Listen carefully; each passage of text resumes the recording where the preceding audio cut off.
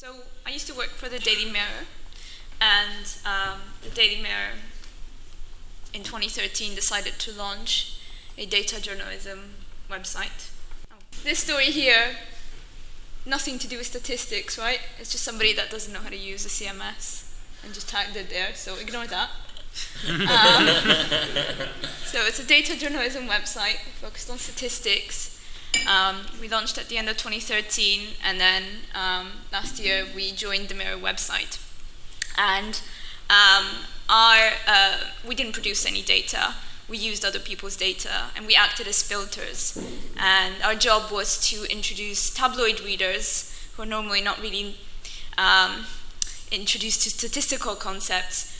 So our job was to make it simple and fun for them, in a way, without being condescending. Also, to empower them to tell the difference between a claim made by a politician that was unfounded and the ones that were well sourced and sort of nuanced. So we always linked to our sources, and if we ever made a mistake, we were very open and corrected them. And of course, we had to do this whilst contending with our paper's agenda. So obviously, they supported Labour. So that was a tricky terrain. Occasionally, when the management wasn't looking, we would do stuff like this. I don't know if you've heard of the hashtag Camera Must Go. It went viral on Twitter, and it was just loads of charts that a lot of them were complete bullshit, unsourced. They were led by a guy called Owen Clark. And yeah, this is one of them. The deficit is going up. That drove me insane. I ended up writing a whole article about, how you can understand the deficit. The deficit has halved as a percentage of GDP, down by a third if you're considering cash terms.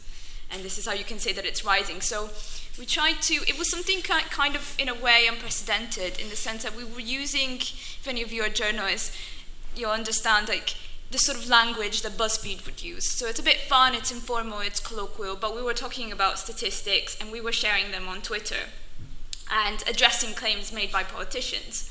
And these charts were then recycled by us on Twitter when we were doing live fact checks of Question Time, PMQs, all the leaders' debates, starting from the ones prior to the European Parliament elections.